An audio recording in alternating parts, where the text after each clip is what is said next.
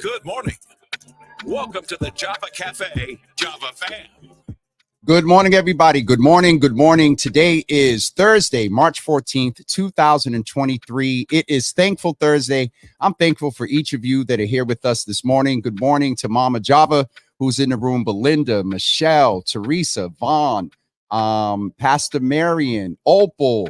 I think I got everybody in here. Good morning to you. Listen, do me a favor. I have a longtime friend, and I'm going back probably, it's over 35 years, if not more. And what I'd like to do before I bring him in, there are a couple of things of business I need to take care of, not necessarily business, but just some Java fam business.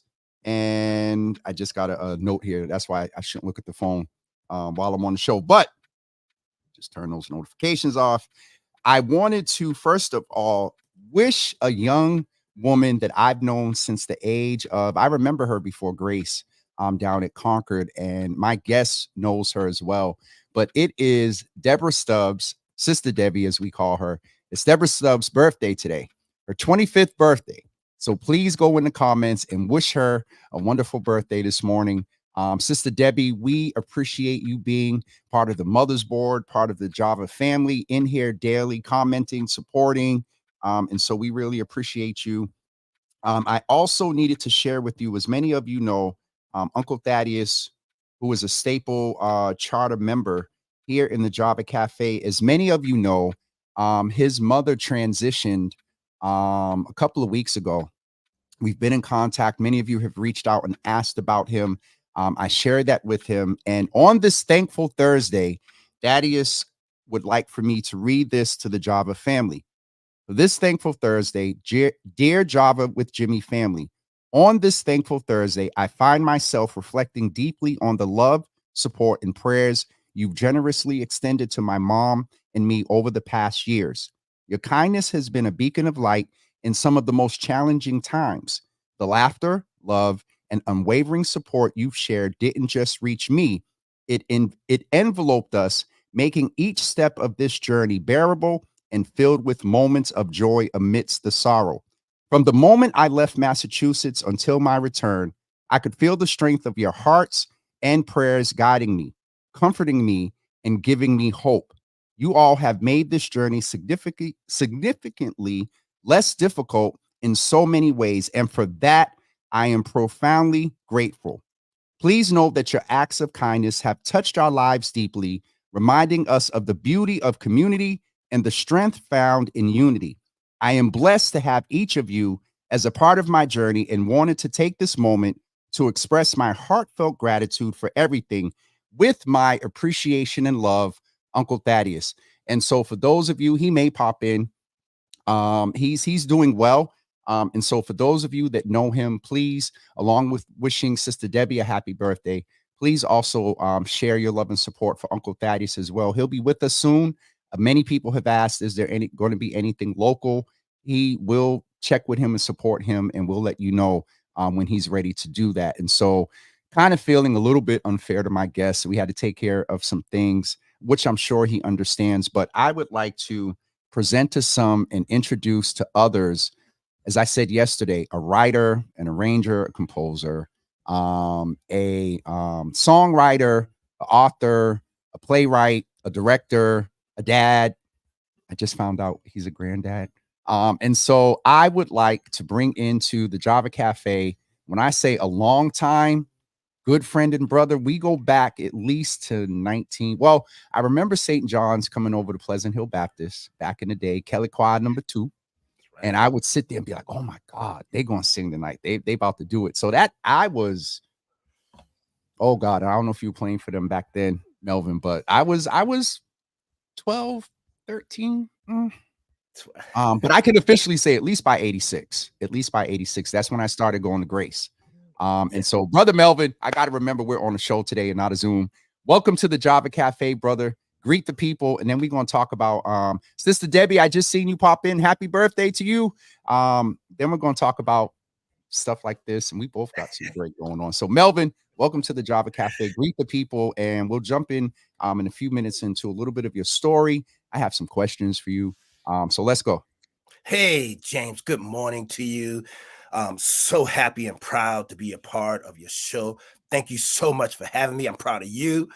I forgot you went, did you go to Pleasant Hill? I knew you from. I grew up there. Okay, well, so you probably knew me and I didn't know. But I knew you from Grace and I knew Great Love. Those are the memories mostly that I have of you. But you've always been a great guy. And a really good friend. Want to say hello and good morning to everyone that's out there. I'm excited, elated to be here. I have so much going on as I get older. Thank God that the mind is still working, Sir. Still doing overdrive. God is a keeping and preserving God, and I give him thanks for that. I appreciate you being here, man. And when I seen the flyer, and then when Brother Melvin, I didn't have any facial hair. He may have had a little when we, met or coming up, but brother got the whole. You did not show it. I'm so mad. You did not show it. I used to dye it black and back to gray. But women dye their hair, right? They go black, so I think Orange. We should be allowed to dye our beard. Listen, next week, man, I might be a blonde. So I'm just saying. Anybody that knows Melvin Murphy, know you are not going to be popping up nowhere with no blonde hair, Jesus. And so, bro, tell us a little bit about your story, because many of us in here, I'm sure Michelle, you have a elementary school friend that you went to elementary school with at the Curly and JP. Did you go to the Curly? Yeah. The JP. All right, crazy. so you're known in the community as a gospel artist, as a director, many years with the Kelly Choir. And so tell us a little bit, Melvin, about your story and how you have stayed. Bro, you're one of the most consistent musicians from this area, not just in just being a musician, but personally, I know you and you've always been even keel and consistent and very focused. And so tell us, who is Melvin? Who is Melvin? I'm just a regular guy, man. I love music. Born in Coy, Alabama, came up here at a young age. Coy is nothing but trees and red dirt country down there. But very happy to be in the city of Boston. I only know one way, man, and that's to be consistent with what you do, to take your gift and exercise it and use it, walk with determination, walk with purpose, and believing in what God has given you. And that's what I do. I mean, I love music, always loved music. And I grew up late 60s through the 70s, 80s, 90s. And gospel music was huge back then, in the churches. Every church had like at least 4, 5, 6 choirs. Every church. Choirs, not praise team, not soloists, but they had choirs, and every choir had their own robe. Even the ushers marched back then. Bro, you taking us back. Yeah, how could you not want to be a part of music like that? Growing up, watching great musicians, great singers, great writers. So I was exposed to that in St. John. A lot of great people came out of St. John You look at Maddie Moss Clark, the Clark sisters, there's some ties there. There's a lot of ties there.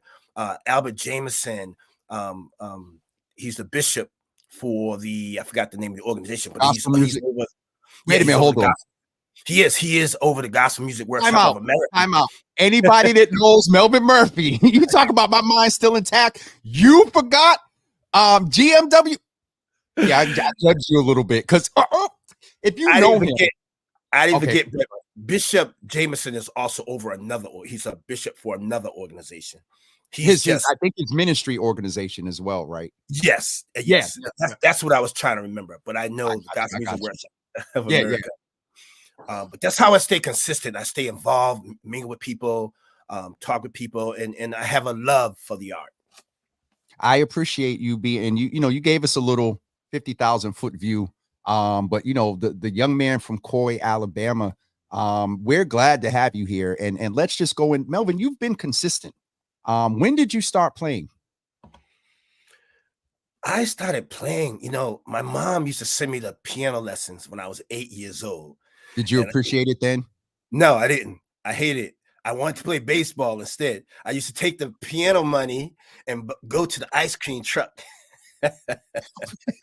Buy ice cream. I liked the piano, but I didn't want to learn at that time. And I picked it up later in life, about 12 years old.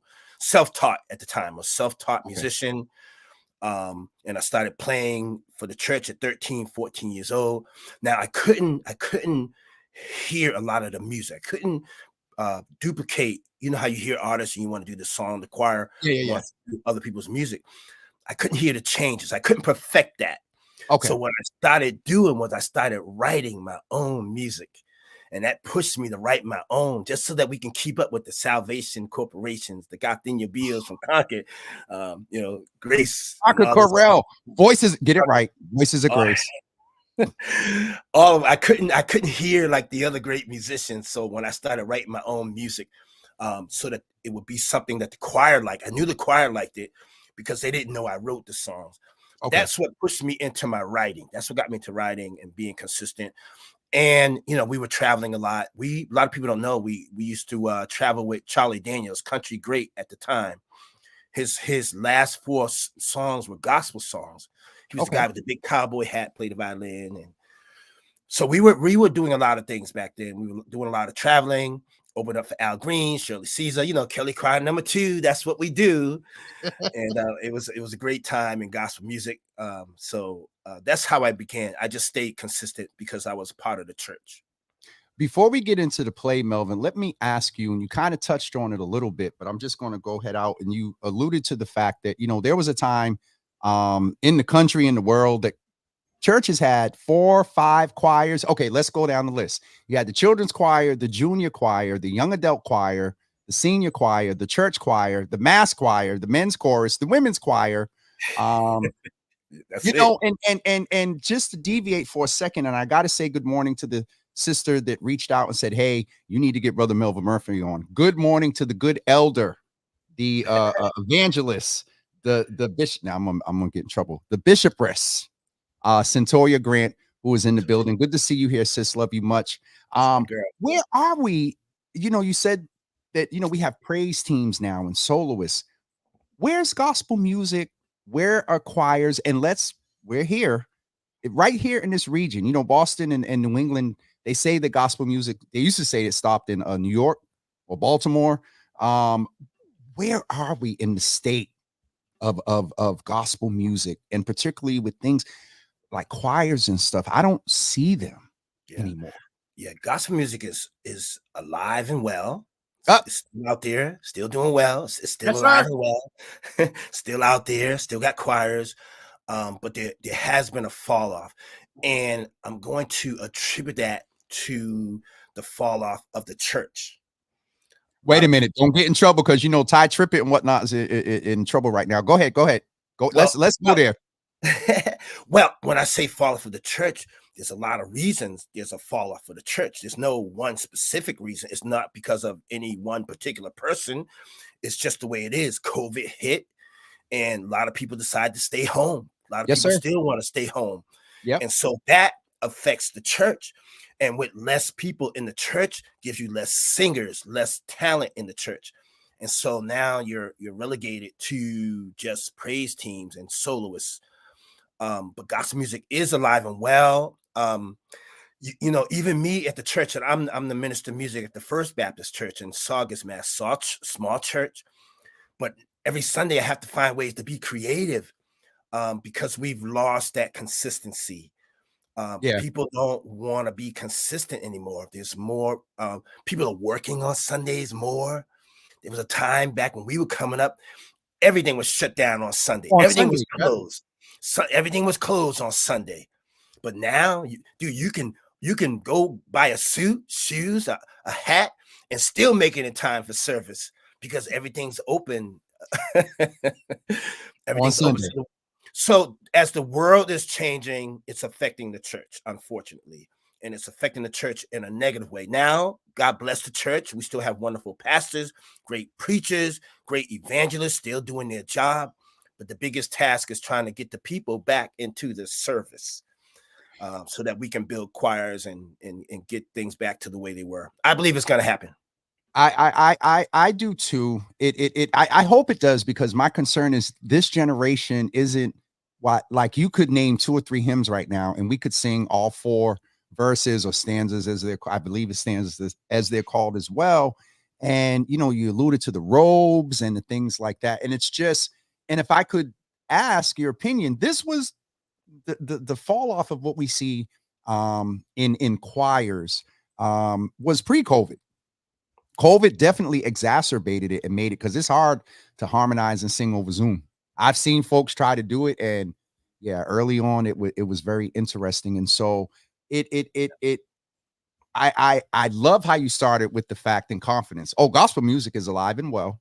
And it regionally though, Boston has always been very unique. We got some of the baddest musicians, singers. Yep. I think, you know, a lot of folks come in through Berkeley Conservatory, other places, but it in Boston, where do you think we are with gospel music, particularly in this city? Yeah, I think that Boston has always been on the top of the charts as far as, like you said, talent wise. If you go back to the 80s, the 90s, we had Bay State. Oh God. I don't know if you remember New England Mass. Choir started New England Mass in '85. Oh, I remember, Melvin. I used to sing and travel with you, Negro. Sorry. So, but we had the best. And real quick, part of my vision, because I work with so many different people, you know, I used to go to everybody's service, play the organ, and I realized, look at all this talent all over the city. So my vision for New England was to bring everyone together, the best directors, the singers, the soloists, the musicians. That was the vision, just to bring people together so that we could sing and go out and represent. That was the initial vision of bringing it all together. So Boston has always been great with gospel music. I mean, we have Berklee College of Music, all this wonderful talent. You have people like Dennis Montgomery, who's a great musician. Frida Batter was here for a while. Errol Stilwell. Oh God. You know, I can go down the list. Mark Reddick. Reddick. Oh God. Mark Reddick, my boy. That's my boy from New York. Yes, sir. Yes, sir. So we've always had great talent. It's just that Boston at the time, from my communication and with other musicians outside of Massachusetts, is they look at Boston as a type of New Hampshire, Maine type of state. Like we're way up north and we're too far from civilization. That's how people view it. And cold. And cold. And it's weird seeing that, you know, we had New Edition, you know, and the other kids, new kids on the block that have come out of, I mean, all the talent, you know, that has come out of here. But that's how we're viewed. We're viewed as a New Hampshire type of region. And also, if you would allow me to go there, go ahead. Being a racist state and a racist city, that reputation is even known in the gospel world. It's based on my communication and talks with other artists throughout the country. When you tell me from Boston, first thing they say is, "How is it there?" How is there? Like, what's it like in Boston? Like, they're waiting for you to say, "Oh yeah, I get beat up and jumped every day on the West." But we know. I mean, of course, there's racism everywhere. But as far as music, the music is great here. I collaborate with all types of people. Whether white, black, green. I Yep. have all types of people in my choir, and they're all very, very talented. So just my personal right here. You've always, as I said in the beginning, you've always been even keeled and consistent. And I love the fact of, just keep it simple, a level of advocacy. Micah 6 and 8 about loving justice and not thinking of ourselves more highly than we should. And so you tapped in rather into this thing in the city as far as like racism and a bunch of whole other inequities and things.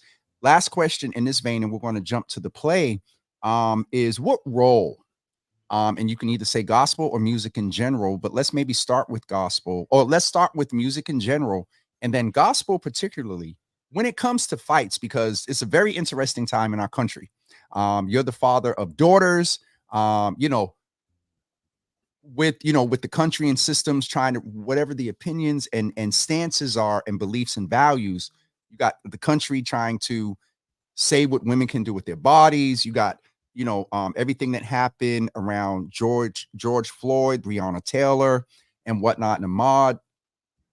What role does music play in advocacy and change, and then particularly gospel music?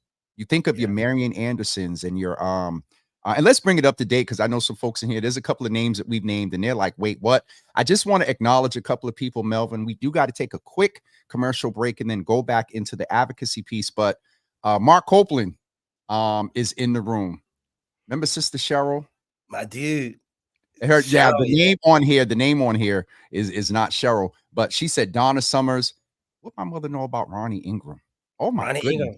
Yeah, and then we're going to bring it up to date. Sharon Cornelius is talking about Phil Thompson, that's doing some things here from Boston. And so we're going to come back, folks, in just a couple of seconds and get Melvin's thoughts on the role of music in change and advocacy, as well as we're going to start talking about the main reason why he's here, and that is going to be jigging at the jug. And I'm waiting to hear where you got this one from. And so, folks, we'll be right back with you in 2 seconds. For the innovators, the dreamers, the risk takers, independent workers who keep our neighborhoods thriving, Connector Care from the Massachusetts Health Connector has plans for every lifestyle and budget.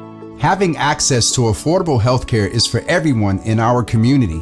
Connector Care plans help more people save on healthcare that covers all their needs. Find out if you qualify for Connector Care. Visit mahealthconnector.org or call 1-877-MA-ENROLL.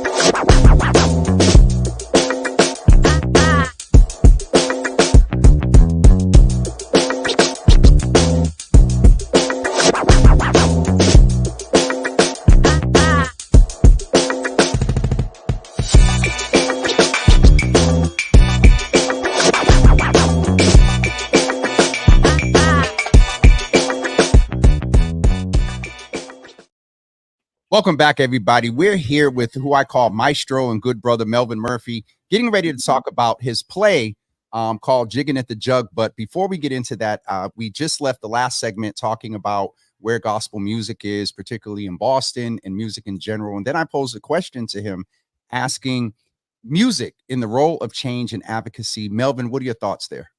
Yeah, music has always been a major part of the struggle and encouraging people. If you go back to the civil rights movement, yes, sir, 70s, music was huge. James Brown came out with a song back in the 70s. He said, "Say it loud."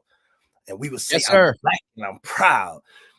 Stevie Wonder, Earth, Wind, and Fire let us know that we're a shining star. No matter who you are, shining bright to see what you can truly be. There's always some subliminal messages that were sent in the music. And of course, You know, gospel speaks for itself. Gospel means good news. So even today, you know, we have to keep, that's why I say gospel music is alive and well, and we have to sustain that, keep singing the positive message, keep encouraging people. James Cleveland said, help me to hold out till my change come. I mean, we have to continue to, I know I'm going way back, way Yo, back. you listen, go. But those people are pioneers. They're the ones that set the way for the Kirk Franklins and J.J. Hairston's and all those other musicians that are great and making a lot of money now. So even today, there's still a message in the music, and we have to keep that message burning. I appreciate that, brother. Because you can't deny the role that music played in either the blatant messages or subliminal. We remember Stevie Wonder, Happy Birthday. A lot of us sing it now at the table and whatnot in the version, but people don't understand that song was written for the advocacy, what a lot of people get the day off for in January for MLK Day. And so let me see how I can transition here into the next segment. And so there's a lot going on in the world. There's a lot of people that if you look at them in general, you think that they was just jigging around and maybe sipping on a jug. You know, we're from here. So when I see this name, there was one. Let me ask you one question. Yeah.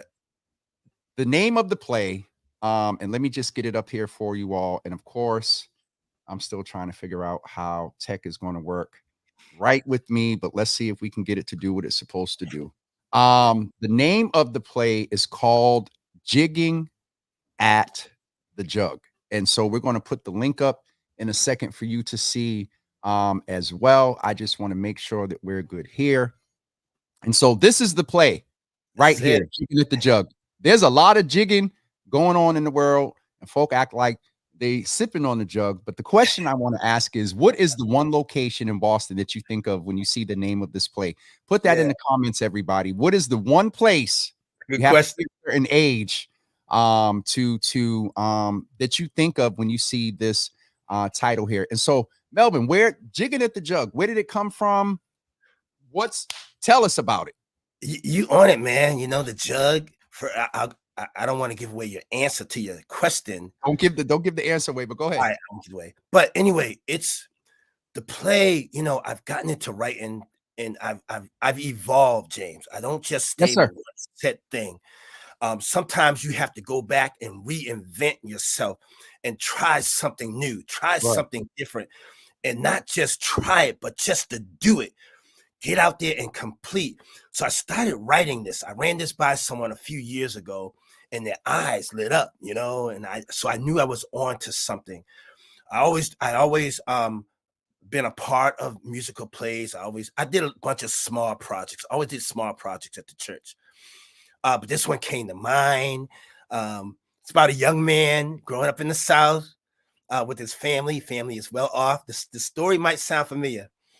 And then the young man decides that he wants to move on and start his own business, start his own corporation. So he goes to his mom and dad and says, I want to move. I want to go to the big city. I want to start my own thing. So they allow him to go. And in the play, there's a huge discussion about him staying in school or working. So, you know, which is a common discussion between parents and their kids. Yep. I see where you are. Keep going, brother. So they let him go, and he gets there. He gets to the big city. He's very successful. You know, he meets a nice honey on the side, and he meets a friend.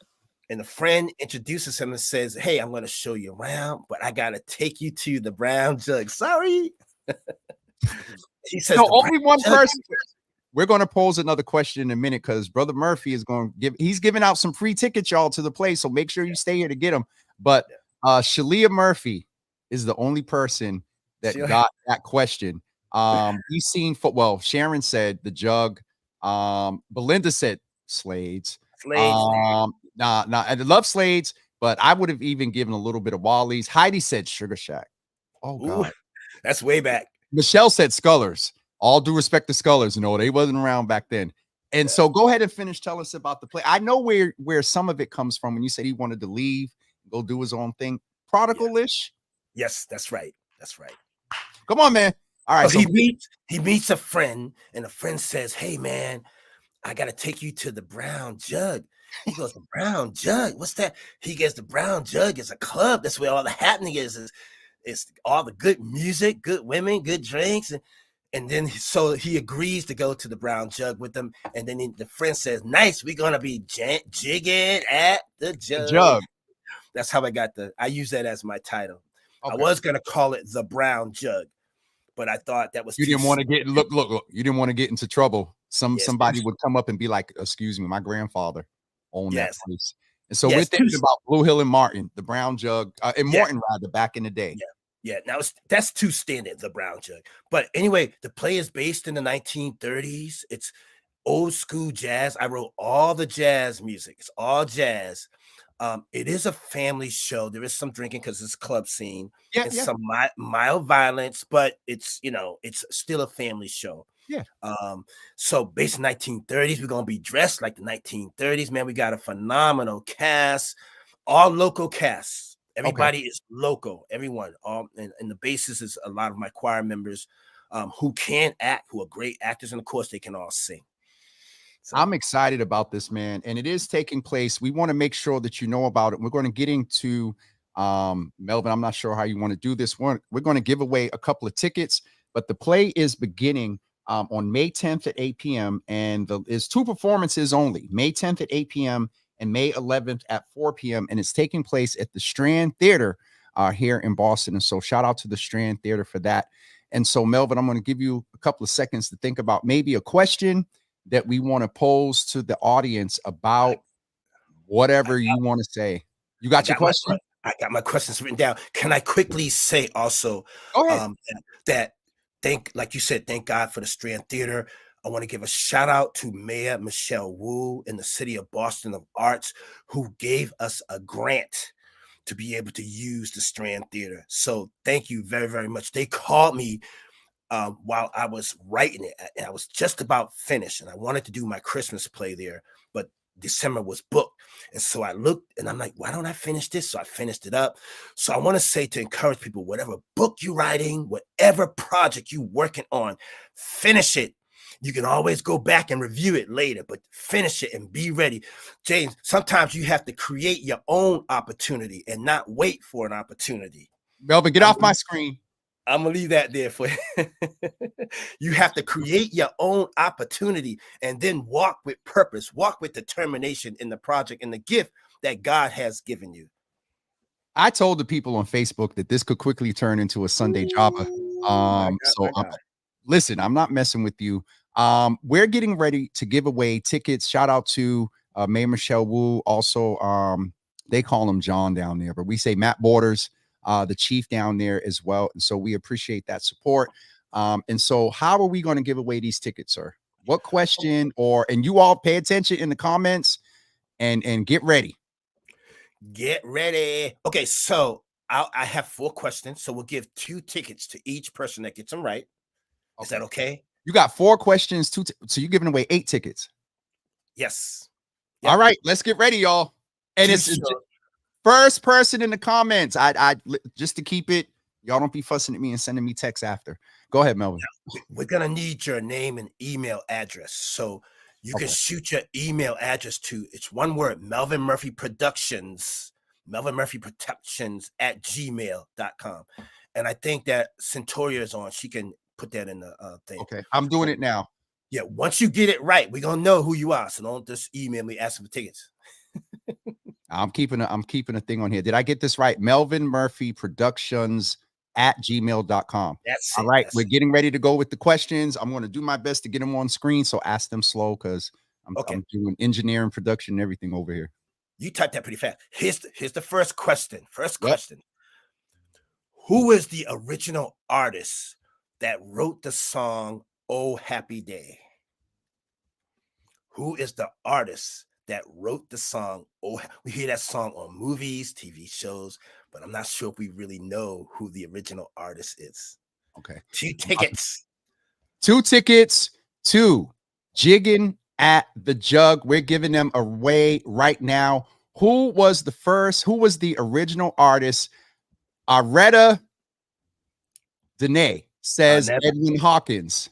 That's Ma said the Staples. Lasagna said Andre Crouch. Real, who was my young brother. We were just talking a few minutes ago, Real, about some of the stuff we're naming and whatnot. This folks have no idea who these folks are. And so I heard Edward Hawkins. I see Philip Dudridge, Edwin Hawkins singer. So what is the right answer? And then the first person that wrote the right answer gets those 2 tickets. And don't forget, if you get this right, it is your responsibility to email Melvin Murphy Productions at gmail.com, all one word. What is the answer, sir? Edwin Hawkins. Edwin Hawkins. And so based on that, I believe that, where is she? The first Edward Hawkins I saw was from Arnetta Dene. Arnetta. So first lady at Metropolitan Baptist. Oh, okay. Welcome to the Java Cafe, First Lady. Please make sure that you email Melvin Murphy Productions at gmail.com. I know Centauri is in the background. Just taking notes and making sure that we get this out. All right. So that's 2 tickets given away so far at Jigging at the Jug. We're getting ready to ask the second question. We got 3 questions remaining, but 6 tickets left. And so question number 2, Melvin. Okay. This is not a gospel question. This is, if you live in Boston, you should know this answer. Okay. Who founded the group called New Edition? Who was the founder of the group New Edition? Real, you about to get a whole Boston music history lesson up in here. Question number 2, to get your free tickets. Let me just be proper before I get judged and put a question mark down there. Who was the founder? I'm saying it different, but who founded or found the group New Edition? On a perfect day, I know that I can count on you. One thing I already, Melvin, what was the song that you used to lead? Oh God, yo, Melvin would play and he would get down. Cheryl and y'all, I know y'all remember. Lord Jesus. Okay, so who founded the group? Okay, so far in the answers we have, let me just get where I think folks are replying to that. The first answer I see to that is from Belinda Maurice Starr, Heidi Maurice Starr, Cheryl Travis Gresham. Real said I probably wouldn't know any of these answers. Lasagna said Maurice. Rhonda said Maurice. Michelle said Maurice. Karen Cornelia said Larry Wu. Cookie said Maurice. Tonda said Maurice. My mother said Maurice. Maurice, that star. Okay, so Bobby Brown. Woo! Give Bobby his talent. Give him his credit. Bob, you telling your age up here, brother. This is not Bobby, unless he's messing. Sharon said, oops, Maurice Starr. All right, so Tonda said these were members, y'all. These were, where's Rufus? My brother Rufus would be going crazy in here right now that we don't know this New Edition history. Okay, so who found New Edition, brother Melvin? Okay, I'll tell you who it wasn't. It wasn't Bobby Brown. Okay, it wasn't Bobby Brown. It wasn't Mike Bivens. It wasn't Mike Bivens either. They sang in the group. So the answer is Maurice Starr. Shout out to Maurice Starr for accumulating the talent. I know there was some controversial things going on, but he was the founder. He was the founder. And so, Belinda, you are the winner of 2 pair of tickets to go see Jigging at the Jug. We need to be jigging at some of these judges. Jigging at the Jug, written by Melvin Murphy. You need to email him, Belinda, at melvinmurphyproductions at gmail.com. All right. I'm having fun. Question number 3, sir. When you email, let us know which day you want to go as well. May 10th or May 11th. Okay, when they email. Okay, third question. You know I got to ask a biblical question. Sorry. Okay. We got a whole bunch of things. Melvin, I got a whole mother's board that's a part of the Java Cafe. They sit together at events. They wear their merch. They pray. There's a whole mother's board in here. And here we are talking about Jigging at the Jug and New Edition. Oh, Lord Jesus. Listen, the number one fuss I get from them, you know me from Melvin. I'm not messing with you. You know, I'm a little. Forgive me. a little heathenish these days. And so I have some events, and the mother, you know, I try to say like the mothers, y'all don't need to come to the, you know, those. They be the first ones. I'm coming. I'm gonna be there. Da, da, da, da, da. So mothers, they hood and holy. Good for them. All right, third question. Third question, brother. Third question. Okay. What was the fruit that Adam and Eve ate off the forbidden tree? What was the fruit? That's the question.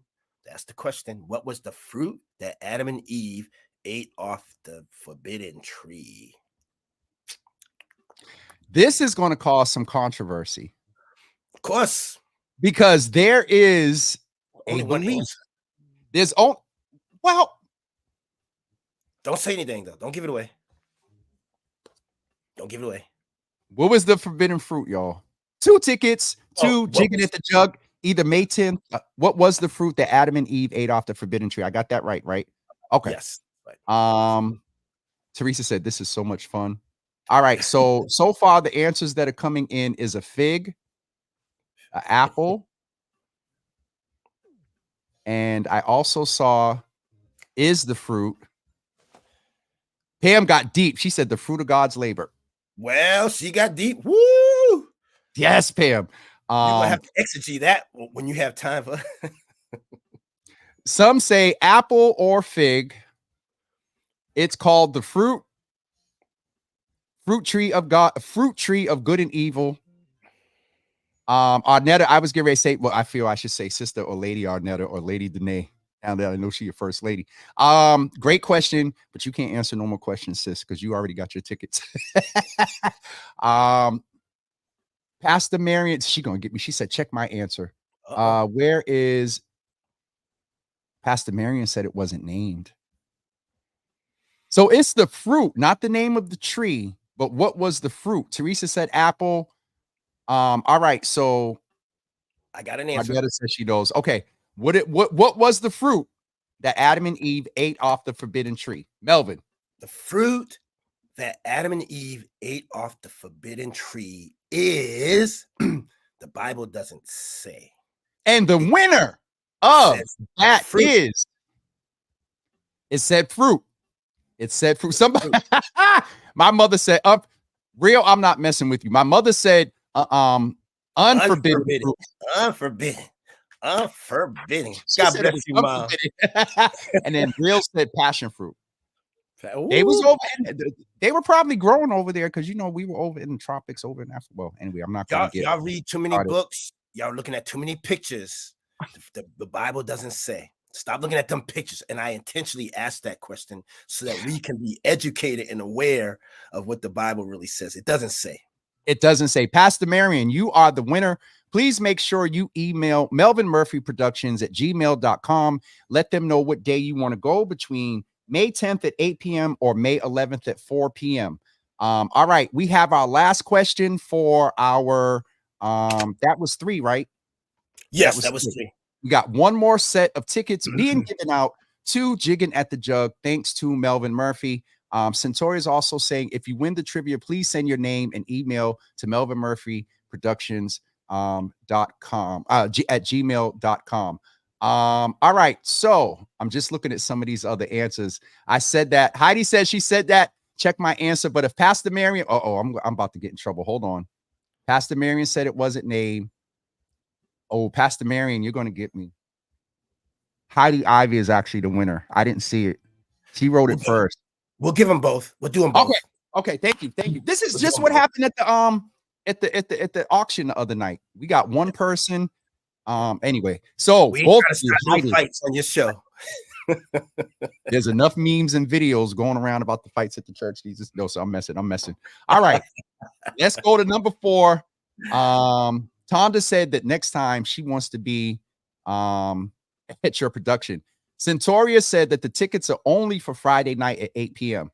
And so Centauria's in the background, Melvin. I know how that is. We'll get out here and do stuff, and then the team is like, correct that. So everybody that wins, you all will get to see each other over in the Java section at on Friday night. All right, let's get to The last question, Pastor Marion and Heidi, you both got those set of tickets. So Melvin, thank you for that. We're giving away a total of 10 tickets today to Jigging at the Jug. All right, Melvin, last question. Okay, last question. Since we got a lot of saints here, I'm gonna go back to the Bible again. Okay. Who was the man that God called and told him to sacrifice his son? Who was the man that God called and told him to sacrifice his son? Y'all be Googling. I know y'all Googling. They better not be Googling. Jesus. Oh, I'm in the comments. I'm supposed to be in the thing. Okay, hold on, y'all. I'm getting there. Copy, paste. All right, there we go. So the question is, who was the man that God called to sacrifice his son? Now, y'all better be careful because I don't want to give it away. But there's a dynamic in the answer that you have to be very specific about, because if you're not, it could be the wrong answer. So let's see what answers are coming in so far. We got all these wonderful. Time to say she's real. She said, I don't know. Vaughn said Abraham. Now I'm just getting the answers right now. I'll scroll back up to the top and see who put it in first. So here go Heidi. Abram. Vaughn said Abraham. Deborah said Abram. Lasagna said Abraham. Tashad said, I know my Bible. Tonda, you did not say David. See, that's why you can't be in our production, Tanya. Oh, don't do that. She held the Mayor's Gospel Fest choir, a couple of them. Mayor's Gospel Fest, right. I think Embrace too. Cookie said Abraham. Michelle said Abraham. Cheryl said Abraham. Dorothy Mullins said Abraham. Pastor Marion said Abraham. Vanessa said Abraham. Rhonda said Abraham. Tashad said, oh, y'all got this one. Well, y'all have a lot of answers on this one. All right, here we go. Okay, so Ron Oldham said Isaac's father. No, it was Ebony. It was Ebony's father, Pastor Oldham.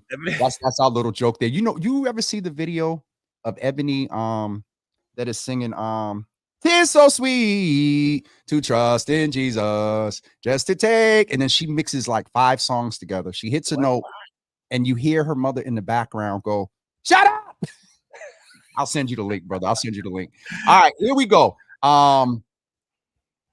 We copying each other. Tonda said that they copying the answers from. Okay, Melvin, what is the answer, brother? So I'm going to be lenient. I'm going to go with Abraham. He was probably Abram at the time, but we're going to, whether you say Abram first or Abraham first. Okay. Abraham. So real quick, James, I know you're short for time. Go ahead. You're good. Okay. I want to say that, and I'll let you pick it out. We need everyone's support for this show. We need all of Boston to come out. Tell your friends, your family. Hey, even tell your enemies. You can go back to fighting them later, but invite them out. It's not within 60 feet of the entrance of the Strand. We don't want no drama attached to the let out. Go ahead. I'm sorry. We have a wonderful cast. A lot of hard work and time has been put into this. We really need everyone's support. Once again, I want to shout out to Michelle Wu and the city of Boston for allowing this. But we're asking to please share the link. Please come out and be a part. I think you're really going to enjoy this show. It's Mother's Day weekend. Bring Mama. Mama will be proud. It's a wonderful gift. Wonderful time with family and mom. So we need everyone, please, to come out and be a part and share with us. Brother James, I love you.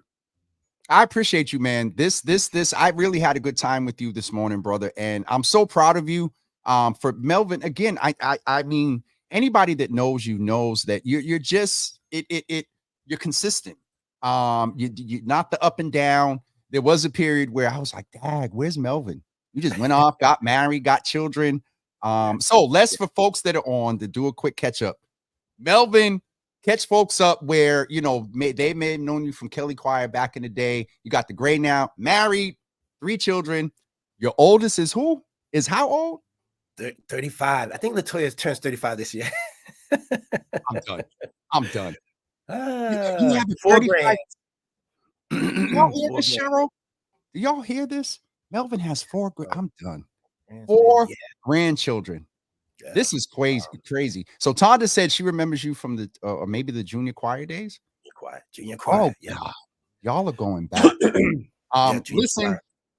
bro, I really appreciate you. And as Melvin said, listen, the whole point of him and Centoria reaching out is to make sure, one, that we know about this, two, that we can go support the arts. The arts are so important. Who did I have on, I believe, yesterday or earlier? I was by myself. I forgot who I had on recently, and we were talking about the importance of the arts as a deterrent in a lot of things that's going on. And so I really, appreciate you being here, Melvin, and for being consistent down through the years. And I just want to make sure that folks know now. I can almost tell you off the top of my brain. Question 1, Arnetta Dene. Question 2 was, oh shoot, Belinda.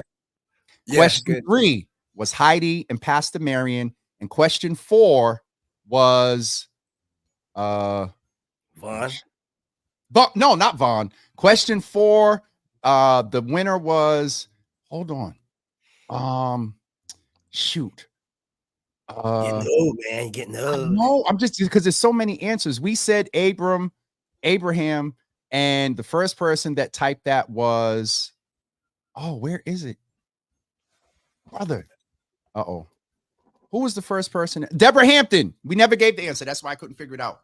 Deborah Hampton, you are the winner for 2 tickets to Jigging at the Jug. Please make sure you email Melvin. And I'm now forever going to know your production email by heart. Melvin Murphy Productions at gmail.com. Make sure you email him, and Centoria will get back in touch with you. Everybody that won tickets, the tickets are allotted for Friday, May 10th at 8 p.m. So please make sure, if you didn't win tickets, that you plan to go out and support this brother and support the event that he is doing. There are cost factors that come with this. You can't go to the actors and singers and just say, thank you, Jesus, and keep it moving. The Strand may have given a grant, but there are some costs that come with making this a wonderful production. And brother, I really, really appreciate you being with us. Deborah said, thank you, Melvin. And is there anything that we missed? I want to make sure folks know where they can get the information. So the link to go get tickets or to stay and to follow, they're also on Facebook under the name of Jigging at the Jug. Yep. Okay.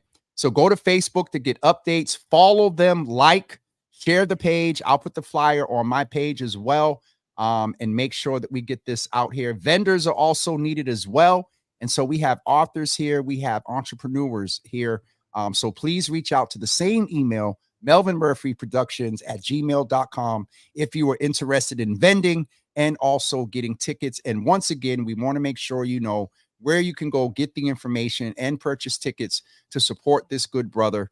That link is hypered right there in the comments. So go right there after the show and get your tickets. Melvin, I appreciate you, man. This is good. And the link is on my page as well. And if you're interested, we have 2 VIPs for you as well. If you're not able to come, you're free to give them away to whoever you want. But we got 2 VIPs for you if you're interested. Ma, we'll figure out what, and is that the Friday at 8 too? Sure. Yeah. I mean, if you want VIPs for Saturday are sold out, but we can still get you good seats on Saturday if you're interested. No. I want the full VIP section on Friday, May 10th at 8 o'clock. We'll roll out the red carpet for you. Ma, happy Mother's Day. No, I'm messing up. A dime. But Ma, no. We'll do something. But Ma, we'll go to see Jigging at the Jug on May 10th. If anybody's in the background, please make sure this hits the schedule. But I'll try to put it in as well. Melvin, I appreciate you, brother. I'm gonna go pay some bills. And just keep doing what you're doing, man. And we'll talk, because I've been doing a couple of choirs here lately, jumping in the director role. We'll talk. Yeah. Sure. All right, brother. I appreciate you, man. Centoria, thank you for making this connection. Love you, bro. And I'm looking forward to coming and see this. And I'll make sure that we pump it out on our platform. Thank you. All right. Thank you, man.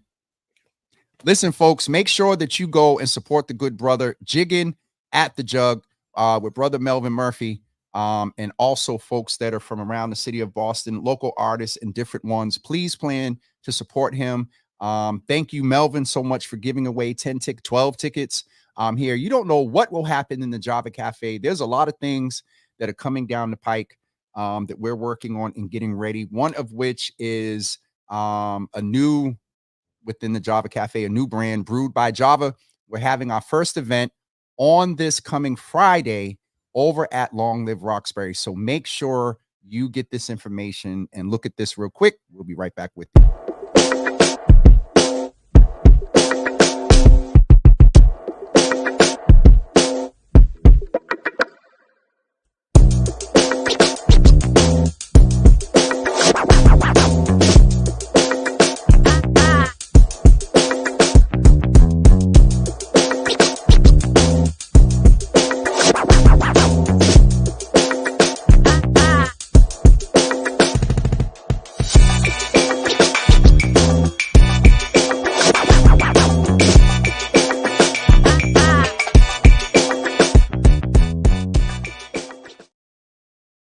So at the end there, you did see pointing to the anniversary as well. And so the anniversary begins on next Wednesday. Technically, we are going next Thursday. I'm sorry. We're beginning at WGBH on Thursday, March 21st at 12 noon. Courtney Boston, my sister, is doing my interview. And then at the second half of that, folks are going to come and ask me questions and also send some salutatory congratulations and whatnot. And so I'm not messing with y'all. The answer to that is real. Yes, they were. So that's going to be at GBH next Thursday, the 21st. Is anniversary week starts next week. So next Thursday at 12 noon, we're at WGBH. On Friday morning, afternoon, there's a VIP brunch for a lot of the partners and those that have funded corporations that have funded the work. We're doing a quick walkthrough of what the studio that will be opening. The studio, we will. I've been told that I will be able to do my first broadcast with everything going well in June. So that's going to open up in June. But some of our partners, corporate partners and sponsors, we're going to do that on Friday morning. Then Friday evening, we have the Red Cup Awards. I'm in the process today of making sure that we make the announcements about all of those that are receiving the Red Cup Awards beginning at 6 p.m. on Friday, March 6th. DJ Newt is going to be with us. We're going to have a time of networking in the beginning. This is going to take place at Long Live Roxbury over on Hamden Street in Roxbury. And then on Saturday, March 23rd at 12 noon, please notice the time change from our original announcement. We were 3 to 8. Now we are 12 noon. And let me tell you, I now have both names of the DJ. How y'all like that? I can get my phone. That's what I get. The names of the DJ. Well, I had Jeff. Hold on for 1 second. Jeff 2 times and Big Tunes, the DJ. They are splitting the time over at Estella's, and there will be past hors d'oeuvres. There will also be a drink ticket. And so make sure you go to this link right here. Support us. Come out and have fun with us. Meet other Java family members, 4 years of Java. Meet other Java family members and just have a good time either on Thursday at GBH, on Friday evening at the Red Cup Awards, and on Saturday at Estella's for all of our turn-uppers. Yeah. Don't forget Mother's Board. If y'all come to Estella's, y'all got a curfew at like 3 o'clock. I'm messing. Blacks in Broadway. We need to show up and keep it alive. Absolutely.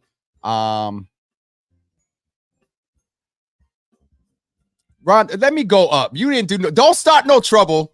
I checked real good. Messing with me. March 6th. What is March 6th? Nothing's March 6th. I don't think. March 6th already passed. Oh, yeah. What? What are y'all talking about? What happened March 6th?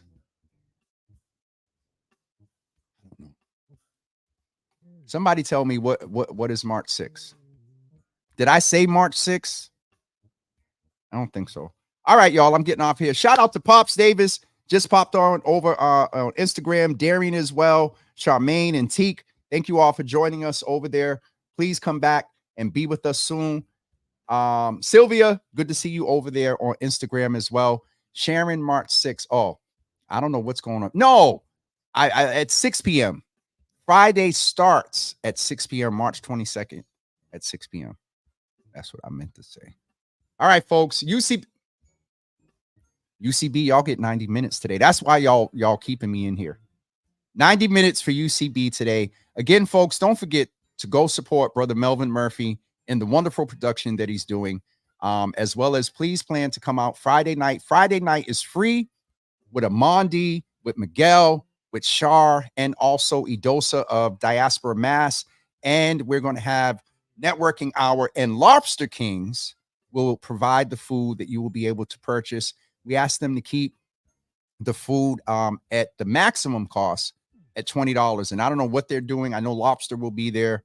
I asked for the sweet potato, the candy yam and macaroni and cheese rolls.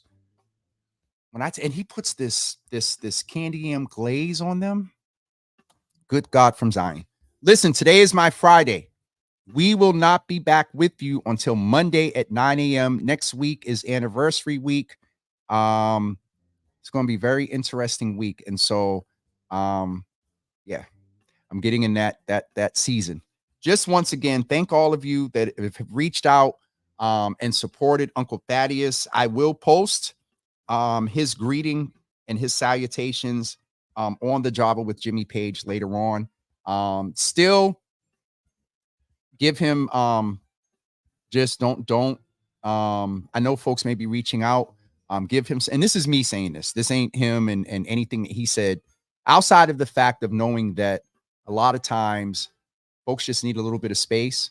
And y'all know Uncle Thaddeus, he's transparent, but he's also, that's Uncle. He, keeps himself a little private. So as he said, he appreciates all the sensitivity, the love and support. Thank you to the Mother's Board. As soon as I got the notice, I reached out to my mother and Sharon. Thank all of you for praying for them, for him and the family. And that's it for me today.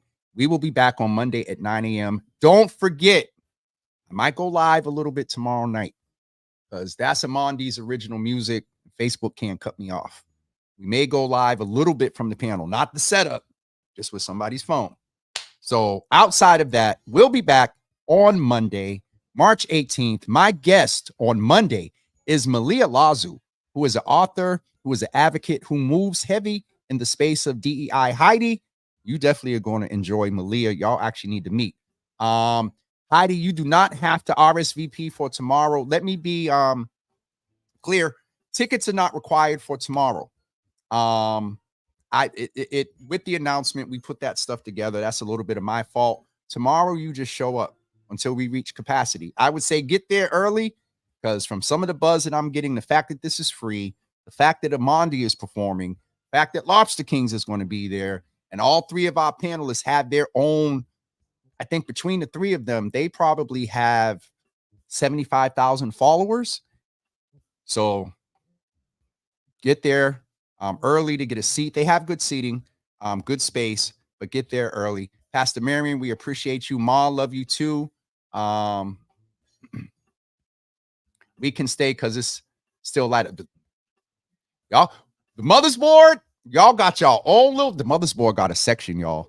Y'all got y'all own section, no lift seating, sit right down. And y'all, yep, okay. Michelle said she's coming at 5:45. Yes, ma'am. All right, folks. We will see you on Monday at 9 a.m. Thank all of you. Yes, Miss Teresa. Thank all of you for the love and support today, in the past, for the past 4 years. We'll do more of that next week. All right. Have a great day. Have a great day, everybody. And we'll talk to you soon. Peace, y'all.